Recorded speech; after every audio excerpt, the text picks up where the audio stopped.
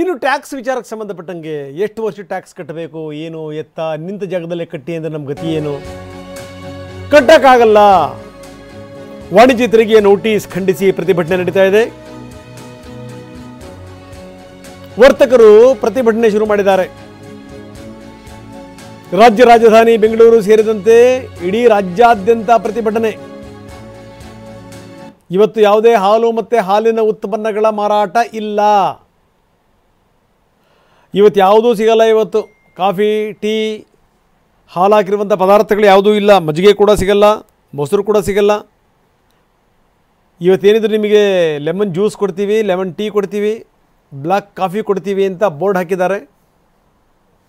ಈ ರೀತಿಯ ಪ್ರತಿಭಟನೆ. ನಾಳೆ ಮತ್ತೆ ಬೇರೆ ರೀತಿಯ ಪ್ರತಿಭಟನೆ ಆಗುತ್ತೆ. ನಾಳೆ ಯಾವುದೇ ಕಾರಣಕ್ಕೂ ಈ ತಂಬಾಕು ಗಿಂಬಾಕು ಹಾಕಿರುವಂಥದ್ದು ಇದೆಯಲ್ಲ, ಅಂಥ ಉತ್ಪನ್ನಗಳು ಯಾವುದೂ ಕೂಡ ಸಿಗಲ್ಲ. ಈ ಸಿಗರೇಟ್ ಆಗಿರ್ಬೋದು, ಈ ಗುಟ್ಕಾ ಆಗಿರ್ಬೋದು ಸಿಗಲ್ಲ.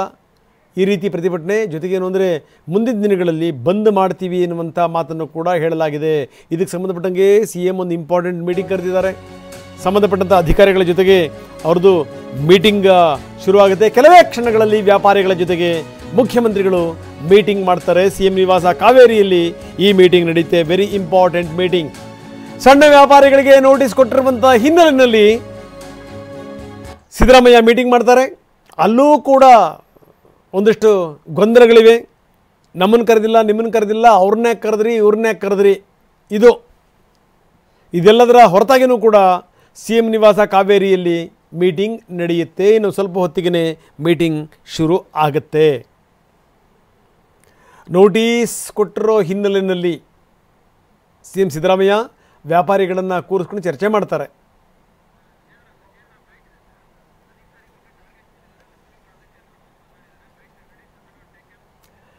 ಇದಕ್ಕೆ ಸಂಬಂಧಪಟ್ಟಂಗೆ ವಿಜಯೇಂದ್ರ ಮಾತಾಡಿದ್ದಾರೆ, BJP ರಾಜ್ಯಾಧ್ಯಕ್ಷರು. ಇದು ಒಂದು ಲೆಕ್ಕದಲ್ಲಿ ಏನು ಅಂದರೆ ಅಧಿಕಾರಿಗಳಿಗೆ ಕೊಟ್ಟಿರುವಂಥ ಟಾರ್ಗೆಟ್ ಇದು. ಹೀಗಾಗಿ ಏನಂದರೆ ಈ ಮುಖಾಂತರ ವ್ಯಾಪಾರಿಗಳಿಗೆ ಹಿಂಸೆ ಕೊಡಲಾಗ್ತಾ ಇದೆ ಅಂತ ಆರೋಪಿಸ್ತಾರೆ ವಿಜಯೇಂದ್ರ. ಸಚಿವ ಸಂಪುಟದ ಸದಸ್ಯರು ಕೂಡ, ಮಂತ್ರಿಗಳು ಸಹ ಕೇಂದ್ರ ಸರ್ಕಾರವನ್ನು ದೂರುವಂತ ಕುತಂತ್ರವನ್ನು ಕೂಡ ಮಾಡ್ತಾ ಇದ್ದಾರೆ. ರಾಜ್ಯ ಸರ್ಕಾರದ ಖಜಾನೆ ಖಾಲಿ ಆಗಿರುವಂತ ಸಂದರ್ಭದಲ್ಲಿ ಮುಖ್ಯಮಂತ್ರಿಗಳು ಅಧಿಕಾರಿಗಳ ಮುಖೇನ, ವಾಣಿಜ್ಯ ತೆರಿಗೆ ಇಲಾಖೆ ಮುಖೇನ ನೋಟಿಸ್ ಅನ್ನು ಕೊಡೋದ್ರ ಮುಖೇನ ವಸೂಲಿಗೆ ಇವತ್ತು ರಾಜ್ಯ ಸರ್ಕಾರವೇ ಇಳಿದಿರ್ತಕ್ಕಂಥದ್ದು. ನಾನು ಮಾನ್ಯ ಮುಖ್ಯಮಂತ್ರಿಗಳಿಗೆ ಇವತ್ತು ಆಗ್ರಹ ಪಡಿಸ್ತೇವೆ. ಏನಿವತ್ತು ಸಣ್ಣ, ಅತಿ ಸಣ್ಣ ಮತ್ತು ಮಧ್ಯಮ ವ್ಯಾಪಾರಿಗಳಿಗೆ ವಾಣಿಜ್ಯ ತೆರಿಗೆ ಇಲಾಖೆಯಿಂದ ನೋಟಿಸ್ಗಳನ್ನೇ ನೀಡ್ತಾ ಇದ್ದೀರಿ, ಇದು ಸಂಪೂರ್ಣವಾಗಿ ಅಕ್ರಮ. ಇದು ರಾಜ್ಯ ಸರ್ಕಾರವೇ ಅಕ್ರಮವನ್ನು ನಡೆಸ್ತಾ ಇದೆ. ತತ್ಕ್ಷಣ ನೋಟಿಸ್ ಕೊಡ್ತಕ್ಕಂಥದ್ದನ್ನ ಸ್ಥಗಿತಗೊಳಿಸಬೇಕು. ಯಾವ ವ್ಯಾಪಾರಿಗಳಿಗೆ ನೋಟಿಸ್ ಅನ್ನು ನೀಡಿದ್ದಾರೆ ಅದನ್ನ ಹಿಂದೆ ಪಡಿತಕ್ಕಂಥ ಕೆಲಸವೂ ಕೂಡ ಇವತ್ತು ರಾಜ್ಯ ಸರ್ಕಾರ ಮಾಡಬೇಕು ಅಂತೇಳಿ ನಾನು ಆಗ್ರಹನ ಪಡಿಸ್ತಾ ಇದ್ದೇನೆ. ಇವತ್ತೇನು ಈ ವ್ಯಾಪಾರಸ್ಥರು ಇವತ್ತು ಬೀದಿಗಿಳಿದು ಹೋರಾಟವನ್ನ ಮಾಡೋದಕ್ಕೆ ಇವತ್ತು ಸಿದ್ಧರಿದ್ದಾರೆ. ಭಾರತೀಯ ಜನತಾ ಪಾರ್ಟಿ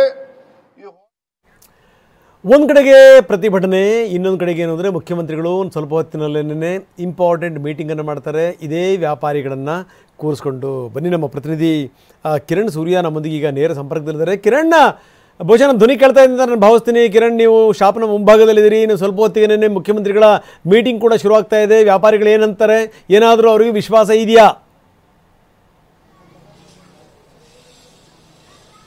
ಹೌದು ರಂಗನಾಥ್, ಈಗಾಗಲೇ ಕೂಡ ಕರ್ನಾಟಕ ಕಮರ್ಷಿಯಲ್ ಟ್ಯಾಕ್ಸ್ ಡಿಪಾರ್ಟ್ಮೆಂಟ್ ನಿಂದ ಸಣ್ಣ ಪುಟ್ಟ ಬೇಕರಿ ಅಂಗಡಿಗಳಿಗೆ ಲಕ್ಷ ಕೋಟಿ ಲೆಕ್ಕದಲ್ಲಿ ನೋಟಿಸ್ ಕೊಟ್ಟಿರುವಂತ ಹಿನ್ನೆಲೆಯಲ್ಲಿ ಇವತ್ತು ಬೆಳಗಿನಿಂದಲೇ ಕೂಡ ಹಾಲಿನ ಉತ್ಪನ್ನಗಳನ್ನ ಬಹಿಷ್ಕರಿಸಿ ಪ್ರತಿಭಟನೆ ಮಾಡ್ಲಿಕ್ಕೆ ಮುಂದಾಗಿರುವಂತದ್ದು.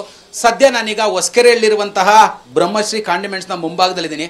ಹೊರಭಾಗದಲ್ಲಿ ಈಗಾಗಲೇ ಕೂಡ ಹಾಕಿರುವಂತದ್ದು ಭಿತ್ತಿಪತ್ರಗಳನ್ನು ಅಂಟಿಸಿರುವಂತದ್ದು. ಇಂದಿನಿಂದ 24ನೇವರೆಗೂ ಹಾಲಿನ ಉತ್ಪನ್ನಗಳಾದ ಹಾಲು, ಟೀ, ಮಜ್ಜಿಗೆ, ಮೊಸರು ಇದು ಯಾವುದೂ ವ್ಯಾಪಾರವನ್ನು ಕೂಡ ಮಾಡೋದಿಲ್ಲ. 25ನೇ ತಾರೀಕು ಸಂಪೂರ್ಣ ಬಂದ್ ಮಾಡಿ ಪ್ರತಿಭಟನೆ ಮಾಡ್ತೀವಿ ಅನ್ನುವಂಥ ಭಿತ್ತಿಪತ್ರ ಅಂಟಿಸಿದ್ರೆ ಅದರ ಪಕ್ಕದಲ್ಲಿ ಗ್ರಾಹಕರಿಗೆ 25ನೇ ತಾರೀಕು ನಾವು ಯಾಕೆ ಪ್ರತಿಭಟನೆಯನ್ನು ಮಾಡ್ತಿದ್ದೀವಿ ಅನ್ನುವಂಥ ಒಂದು ಮಾಹಿತಿಯನ್ನು ಕೂಡ ಈಗಾಗಲೇ ನೀಡ್ತಾ ಇರುವಂಥದ್ದು. ಸಾಕಷ್ಟು ಗ್ರಾಹಕರು ಹೇಳ್ತಾ ಇರುವಂಥದ್ದು, ನಮಗೆ ಬೆಳಗ್ಗೆಯಿಂದ ಕಾಫಿ ಟೀ ಬೇಕು ಅಂತೇಳಿ ಯಾವುದೇ ಅಂಗಡಿಗೆ ಹೋದ್ರು ಇವರೆಲ್ಲ ಲೆಮನ್ ಟೀ ಕುಡೀರಿ, ಬ್ಲ್ಯಾಕ್ ಟೀ ಕುಡೀರಿ, ಗ್ರೀನ್ ಟೀ ಕುಡೀರಿ ಅನ್ನುವಂಥ ಒಂದು ಮಾಹಿತಿಗಳನ್ನು ಹೇಳ್ತಾ ಇದ್ದಾರೆ. ಆದರೆ ಅದು ಹುಳಿ ಆಗಿರುತ್ತೆ, ತುಂಬ ಕಷ್ಟ ಆಗುತ್ತೆ, ಅದನ್ನು ಕುಡಿಲಿಕ್ಕೆ ಆಗೋದಿಲ್ಲ. ಆದರೆ ಇದನ್ನು ಕುಡಿದು ನಾವು ಅಡ್ಜಸ್ಟ್ ಆಗಿರುವಂಥವ್ರು ಹಾಲು ಅಂದರೆ ಟೀ ಮತ್ತು ಇದನ್ನು ಕುಡಿದು ಅಡ್ಜಸ್ಟ್ ಆಗಿರುವಂಥವ್ರು ತುಂಬ ಕಷ್ಟ ಆಗ್ತಿದೆ ನಮಗೆ ಅನ್ನೋಂಥ ಒಂದು ಮಾತುಗಳನ್ನು ಈಗಾಗಲೇ ಹೇಳ್ತಾ ಇರುವಂಥದ್ದು. ಈ ಬಗ್ಗೆ ಮಾತಾಡಲಿಕ್ಕೆ ಅಂಗಡಿ ಮಾಲೀಕರು ಕೂಡ ಇದ್ದಾರೆ. ಇವತ್ತು ಮಧ್ಯಾಹ್ನ CM ಕೂಡ 3 ಗಂಟೆ ಅಷ್ಟೊತ್ತಿಗೆ ಸಭೆ ಕರೆದಿದ್ದಾರೆ. ಸಭೆಗೆ ಹೋಗ್ತೀರಾ ಮತ್ತು ಏನು ಅಂತೀರಾ? ಯಾವ ಥರವಾಗಿದೆ ಬೆಳಗಿನಿಂದ ಈ ವ್ಯಾಪಾರ ಅಂತ? ವ್ಯಾಪಾರ ದಿನಕ್ಕಿಂತ ಸ್ವಲ್ಪ ಡಲ್ ಆಗಿದೆ, ಬಟ್ ಪರವಾಗಿಲ್ಲ ನಡೆಸ್ಕೊಂಡು ಹೋಗ್ತೀವಿ ನಾವು. ಬಟ್ ಅದರಿಂದ ಟ್ಯಾಕ್ಸ್ ಕೊಡೋದು ನಮಗೆ ತುಂಬ ತೊಂದರೆ ಆಗ್ತಾ ಇದೆ. ಬಟ್ ಅದನ್ನು ನಮ್ಮ CM ಅರ್ಥ ಮಾಡ್ಕೊಳ್ಬೇಕು. ನಾವು ಕಾಮನ್ ಮನೆಗೆ ಕಷ್ಟ ಆಗಬಾರ್ದಲ್ಲ, ನಾವು ಏನೋ ದುಡ್ಡು ತಿಂತಾ ಇದ್ದೀವಿ, ಅದಕ್ಕೆ ನಮ್ಗೆ ತೊಂದರೆ ಆಗಬಾರ್ದು ಸರ್. ಸಡನ್ನಾಗಿ 30 ಲಕ್ಷ ಟ್ಯಾಕ್ಸ್ ಕಟ್ಟಿ 40 ಲಕ್ಷ ಟ್ಯಾಕ್ಸ್ ಕಟ್ಟಿ ಆದರೆ ನಾವು ಎಲ್ಲಿ ಹೋಗ್ಬೇಕು ಸರ್? ನಾವು ದುಡಿದಿರೋದೇ ಡೈಲಿ ಹೋದರೆ ಒಂದು ಉಳಿಸೋದೇ ಒಂದು 500 ರೂಪಾಯಿ ಉಳಿಸಿರ್ತೀವಿ. ಅದರಲ್ಲಿ ಗೌರ್ಮೆಂಟ್ ಒಂದು ನೀವು ಡೈಲಿ 1000 ಟ್ಯಾಕ್ಸ್ ಕಟ್ಟಬೇಕಂತ ಎಲ್ಲಿಂದ ಕೊಟ್ಟೋದು ನಾವು? ಅದರಿಂದ ಕಷ್ಟ ಆಗ್ತಾಯಿದೆ. ಅದ್ರ ಬೇಕಾದ CM ಬೇಗ ನಿರ್ಧಾರ ತಗೊಂಡು ತಿಳಿಸಿದ್ರೆ ಒಳ್ಳೆ ಆಗುತ್ತೆ. ಅಲ್ಲ, ಇವತ್ತು ಮಧ್ಯಾಹ್ನ ನಡೆಯುವಂಥ CM ಸಭೆಯಲ್ಲಿ ನಿಮಗೆ ಕೊಟ್ಟಿರುವಂಥ ನೋಟಿಫಿಕೇಶನ್ಗಳಿಗೆ ಸಂಬಂಧಪಟ್ಟಂತೆ ಏನಾದರೂ ಪಾಸಿಟಿವ್ ಆಗಿ ರೆಸ್ಪಾನ್ಸ್ ಬರುತ್ತೆ ಅನ್ನುವಂಥ ಒಂದು ವಿಶ್ವಾಸವಿದೆಯಾ ನಿಮಗೆ ಅಂತ? ಅದ್ರ ಬಗ್ಗೆ ಯಾವ ಥರದ ಮಾಹಿತಿ ಕೊಟ್ಟಿಲ್ಲ ಸರ್ ನಮಗಿನ್ನ. ಅದು ನೋಡ್ಬೇಕು ಸರ್. ಇನ್ನು ನಾವು 3 ಗಂಟೆ ಆದ್ಮೇಲೆ ಗೊತ್ತಾಗಬೇಕು ಮಧ್ಯಾಹ್ನ. ಅಲ್ಲಿ ಅದಾದ್ಮೇಲೆ ನೋಡಿ ಹೇಳ್ತೀವಿ ಸರ್. ಈಗ ಹಾಲು, ಮೊಸರು, ಟೀ ಇದು ಯಾವುದು ಕೂಡ ವ್ಯಾಪಾರ ಮಾಡೋದಿಲ್ಲ ಅಂತಿದ್ರೆ ಬೆಳಗ್ಗೆಯಿಂದ ಕಸ್ಟಮರ್ಸ್ ಏನು ಹೇಳ್ತಿದ್ದಾರೆ, ವಾಪಸ್ ಹೋಗ್ತಿದ್ದಾರಾ ಅಂತ? ಸರ್ ಹೋಗ್ತಾ ಇದ್ದಾರೆ ಸರ್, ತುಂಬ ಜನ ಹೋಗ್ತಾ ಇದ್ದಾರೆ. ಪರವಾಗಿಲ್ಲ, ನಮ್ಗೆ ಒಂದು 3 ದಿನ ಕಷ್ಟಪಟ್ಟು ಪರವಾಗಿಲ್ಲ ಸರ್. ಆದ್ಮೇಲೆ ನೆಮ್ಮದಿಯಲ್ಲಿ ಇರ್ಬೋದಲ್ಲ, ಅದೇ ಹೇಳ್ತಾ ಇದೀವಿ ಸರ್. ಓಕೆ, ನಾಳೆ ನಾಡಿದ್ದು ಯಾವ ರೀತಿಯಲ್ಲಿ ಈ ಮುಷ್ಕರವನ್ನು ಮಾಡಬೇಕು ಅಂತ ಸಿದ್ಧತೆಯನ್ನು ಮಾಡ್ಕೊಳ್ತಿದ್ದೀರಾ? ಕಸ್ಟಮರ್ಸ್ಗೆ ಏನು ಹೇಳ್ತಿದ್ದೀರಾ ಅಂತ? ಕಸ್ಟಮರ್ಗೆ ತಿಳಿಸ್ತಾ ಇದೀವಿ ಸರ್, ನಮಗೆ ಈ ಥರ ಇದೇ ಪ್ರಾಬ್ಲಮ್ ಇದೆ ಅಂತ ತಿಳಿಸ್ತಾ ಇದ್ವಿ. ಅವ್ರು ಕೂಡ ಸಹಕರಿಸ್ತಾ ಇದ್ದಾರೆ ಕಸ್ಟಮರು.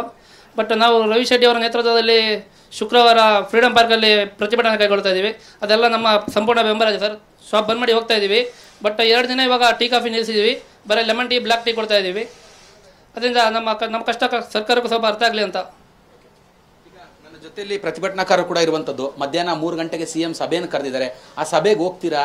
ಆ ಸಭೆಯಲ್ಲಿ ನಿಮಗೆ ಏನಾದರೂ ಅಂದರೆ ಈ ಟ್ಯಾಕ್ಸ್ ವಿಚಾರಕ್ಕೆ ಸಂಬಂಧಪಟ್ಟಂತೆ ಪಾಸಿಟಿವ್ ರೆಸ್ಪಾನ್ಸ್ ಬರುವಂಥ ವಿಶ್ವಾಸವಿದೆಯಾ ಅಂತ? ಇಲ್ಲ, ಖಂಡಿತವಾಗ್ಲೂ ಅದು ಅವ್ರು ಕರೆದಿರೋ ಸಭೆಗೆ ನಾವು ಬಹಿಷ್ಕಾರ ಮಾಡಿದ್ದೀವಿ. ಯಾಕಂದರೆ ನಾವು ತುಂಬ ದಿನದಿಂದ ಎಲ್ಲ ಡಿಪಾರ್ಟ್ಮೆಂಟಿಗೂ ಮನವಿ ಮಾಡಿದ್ದೀವಿ. ಯಾವುದೇ ಕಾರಣಕ್ಕೂ ನಮಗೆ ಯಾರೂ ಕರೆದು ಮಾತಾಡಿಸುವಂಥ ಪ್ರಯತ್ನ ಯಾರೂ ಮಾಡಿಲ್ಲ.